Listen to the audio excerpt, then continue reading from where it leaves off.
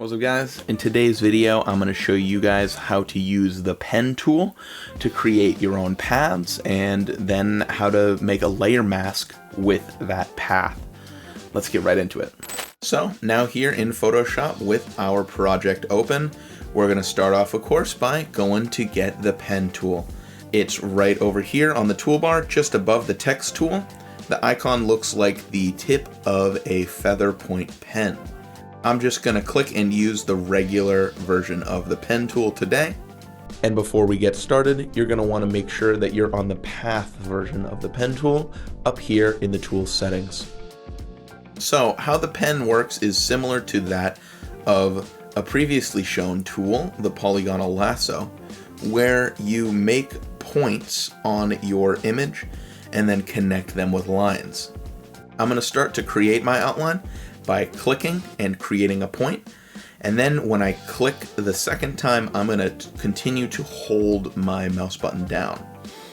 And as I move my mouse, we can see the line connecting the 2 points is curving alongside where I move my mouse. So if I move it farther away, it'll stretch the curve to be farther, and vice versa. If I pull it closer, then the curve will be a lot smaller. So I'm going to manipulate my curved line to match the outline of his hair. And I'm going to continue to go around and create more curved lines to go along with his hair. But oh, look here, I have a bit of a problem. The pen tool will automatically make curves for your next point based on your last line.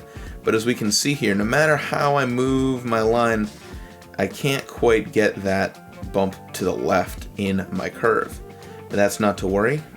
I'll undo what I just did, and what I can do is hold the Alt key and then go to drag the line created from my last point, and this will change the curve's direction. Now when I go to create my point, the curve will be different. So I can do it. Once again, I'm going to have to change my curve to match his hairline.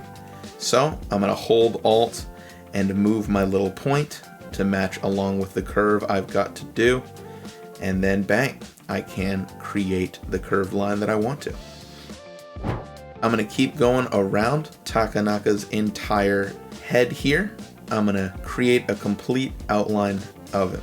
And now comes the point, since we've created our path, now we're going to change it into a selection so that we can add some effects and edit this area we did. You'll come down to the bottom right here where we have our layers panel, and we're actually going to switch to the paths tab. And here you'll see our work path, the path that we just created.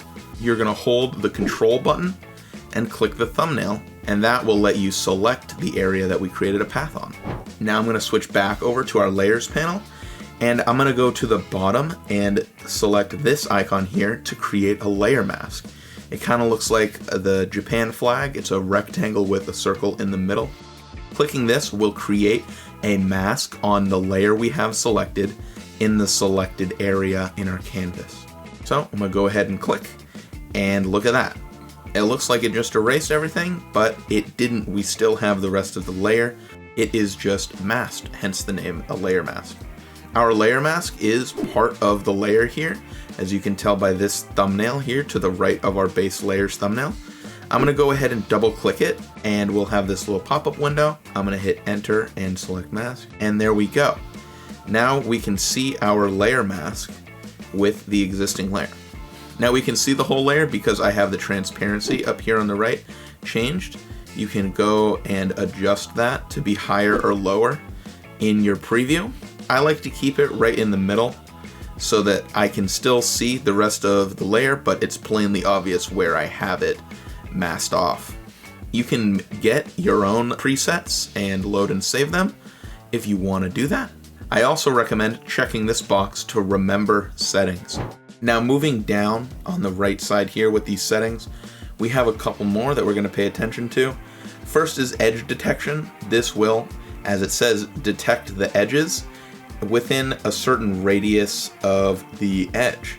So I don't recommend putting this too high. As you can see, it's sort of changing the edges by detecting the edges and moving it however many pixels. I'm just going to put a little bit on there. I'm just going to put 3 pixels, very little, just to get the edges to be a little bit more smooth.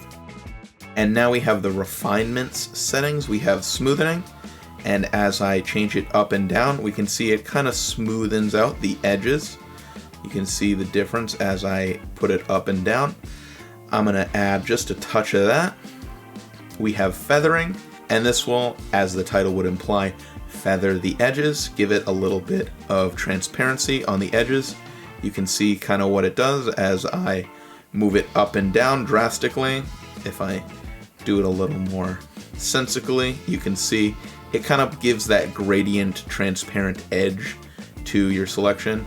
And once again, I just give it a little bit just so it's nice, but not overwhelming.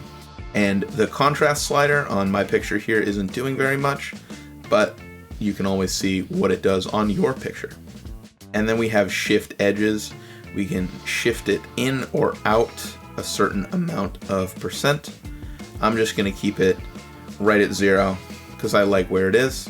And now that I'm happy with all of my settings, I'm going to hit OK. And we can see we've got some nice clean feathered edges here. I think this looks absolutely lovely. Alright, so I've just brought a duplicate of my original image in, and I'm going to turn on and off the layer we edited to see what the difference is. As we can see, it's very slight. Just the positioning is off very slightly. If I really zoom in here, we can see, yeah, it looks perfectly fine. You can't even tell when it's there and when it's not there. What I wanted to do originally with this image was to make Takanaka's head gigantic. So I'm going to do just that. I'm going to transform and make it real big. Position it just where I want it. And there we go.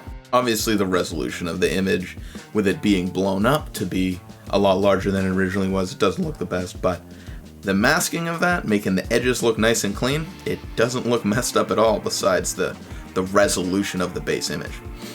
I'm really happy with that. So that's going to be it for this tutorial video on how to use the pen tool and layer masking. I always like to use this if I want to be a lot more precise and take a lot more care and effort into making a selection if the quick selection tool isn't quite cutting it for me. If you have any questions for me, please leave them in the comments below. I love responding to you guys. But that's going to be it. I'll see you in the next one. Adios.